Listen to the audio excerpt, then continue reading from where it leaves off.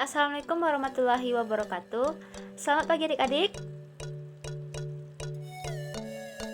Selamat pagi adik-adik. Masih lemas. Walaupun udah mau OTW siang, tetapi kita harus tetap menggunakan semangat pagi. Kalau misalkan kakak bilang selamat pagi adik-adik, adik-adik harus menjawab dengan pagi, pagi, pagi. Oke, kita ulang ya. Selamat pagi adik-adik. Pagi, pagi, pagi. Oke, bagus. Masih semangat ya. Nah, kali ini kakak akan memandu pelatihan adik-adik terkait dengan leadership. Sebelum kita melakukan pelatihan, kan belum kenalan nih. Kalau misalkan tak kenal, makanya tak ta'arufan. Kita kenalan dulu ya. Perkenalkan, nama kakak Rahmadani Fitri, berasal dari Psikologi Fakultas Kedokteran Universitas Andalas, angkatan 18. Nah, sesuai yang kakak bilang tadi, kali ini kakak akan memandu adik-adik dalam pelatihan yang namanya dengan leadership. Ya, terkait dengan leadership. Nah, adik-adik tahu nggak leadership itu artinya apa? Leader, pemimpin. Ship, kapal. Jadinya pemimpin kapal. Nggak mungkin ya. Oke, nah leadership itu adalah kepemimpinan. Nah, sebelum kita membahas lebih jauh terkait dengan kepemimpinan, alangkah baiknya kita mengenal dulu yang namanya dengan pemimpin. Nah, pemimpin dengan kepemimpinan ini nanti berkait-kaitan ya. Nah, adik-adik ada yang tahu nggak apa arti itu pemimpin? Apa arti dari pemimpin? Siapa sih pemimpin itu? Ada yang tahu? Orang yang memiliki jabatan tertinggi. Boleh. Orang yang memiliki kekuasaan tertinggi juga boleh. Lanjut, pintar. Orang yang memimpin suatu organisasi. Bagus. Ada lagi? Gak ada ya? Oke, jawaban teman-teman semuanya betul ya. Nah, tapi di sini bakalan kakak lengkapi sedikit. Nah, pemimpin itu adalah orang yang diberikan kepercayaan untuk memimpin suatu organisasi, komunitas, instansi, lembaga, dan lain-lain sebagainya.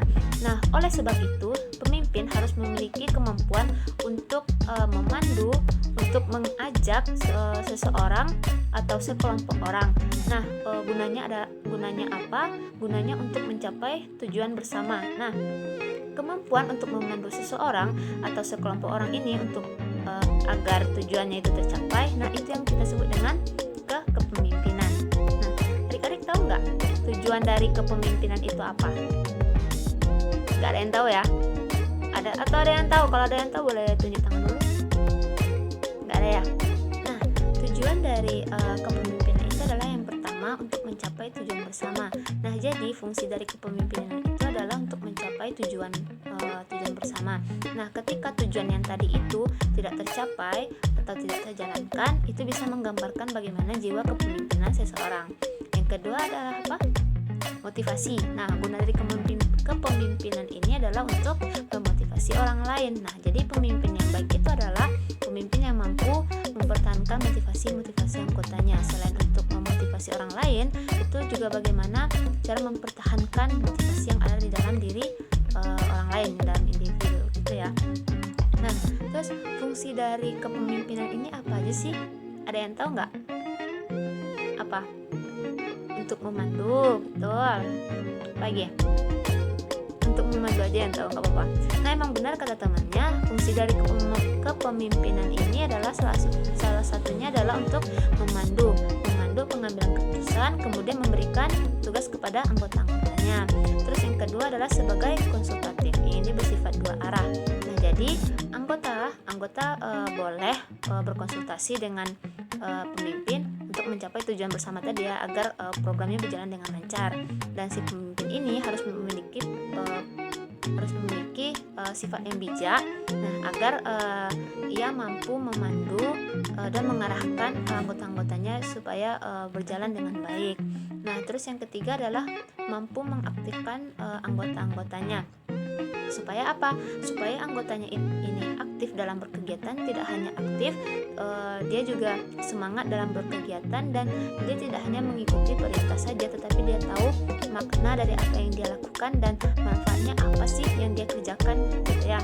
Nah, selanjutnya adalah selain memerintah, si pemimpin ini juga harus mengetahui apa saja tugas-tugas yang pas untuk anggotanya, karena setiap anggota ini kan pasti bekerja sesuai dengan passionnya masing-masing kan, sesuai dengan divisi masing-masing, supaya memudahkan si pemimpin untuk mendelegasikan anggota-anggotanya.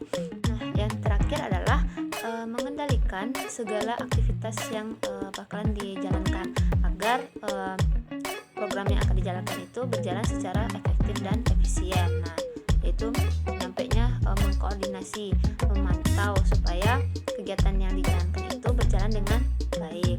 Nah, adik-adik kan besok ini bakal menjadi pemimpin. Sekarang pun udah jadi pemimpin kan, pemimpin diri sendiri gitu kan. Nah, kalau misalkan besok pemimpin suatu organisasi gitu, nah apa sih sifat-sifat pemimpin yang harus adik-adik miliki gitu ya? Ada yang tahu nggak sifat-sifat pemimpin apa aja sih yang harus dimiliki oleh seorang pemimpin gitu? Apa? Bertanggung jawab. Nah, bagus, emang benar. Karena seorang pemimpin itu harus memiliki tanggung jawab yang tinggi atas apa yang dia pimpin. Kenapa? Itu akan menjadi tanggung jawabnya nanti di dunia dan juga di akhirat. Nah, yang kedua, ada yang tahu? Ya, jujur. Oke, bagus. Emang karena pemimpin itu harus memiliki sifat yang jujur. Kalau misalkan bohong, gimana anggotanya mau percaya gitu kan ya. Dan terus yang ketiga, ada yang tahu apa?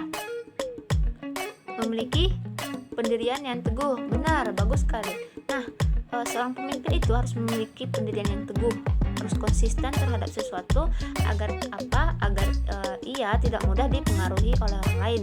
Kalau misalkan si pemimpin ini mudah terpengaruh oleh orang lain, bagaimana dia memimpin suatu organisasi, suatu wilayah gitu kan ya. Selanjutnya ada yang tahu nggak? Apa? Nggak ada yang tahu ya. Oke, ya, selanjutnya itu adalah komunikatif. Nah, si pemimpin ini harus mampu menyampaikan sesuatu atau menjelaskan sesuatu dengan jelas, dengan pas gitu, agar tidak terjadi miskomunikasi dan anggota-anggotanya pun paham dengan apa yang dikatakannya. Nah, selanjutnya itu si pemimpin ini harus memiliki sifat yang proaktif, yaitu berinisiatif dalam melakukan sesuatu. Nah, pemimpin tidak boleh cuman pasif bersifat, dia tuh cuman diam-diam doang, harus aktif dalam segala sesuatunya. Ketika mengikuti kegiatan, kalau bisa ikut kan ya, agar si anggota-anggotanya ini menghormati dia gitu. Kalau misalkan diam-diam doang, ya apa gunanya jadi pemimpin gitu kan. Nah, selanjutnya itu adalah terbuka terhadap pendapat. Nah, si pemimpin ini harus terbuka terhadap ilmu-ilmu baru, pendapat-pendapat yang diberikan oleh anggotanya. Si pemimpin tidak ada gunanya menjadi seorang pemimpin ketika dia tertutup atau tidak mau menerima masukan dari siapapun, karena saking egonya tinggi gitu kan ya, kan ego kita nggak boleh tinggi kan. Tentang pemimpin kita nggak mau mendengarkan anggota-anggota kita. Nah, jadi itulah sifat-sifat pemimpin yang harus kita miliki dalam kehidupan sehari-hari gitu ya.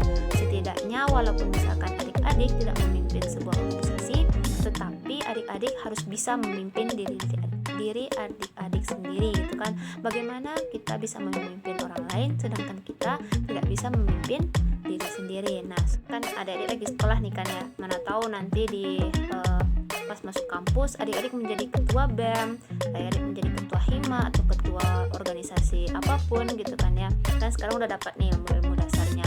Semoga bermanfaat. Kalau misalkan ada yang ditanyakan, silahkan. Ada yang mau ditanyakan? Gak ada atau masih malu-malu? Oke, kalau misalkan ada yang mau ditanyakan, silahkan bicarakan ke host. Nah, sekian dari saya. Assalamualaikum warahmatullahi wabarakatuh.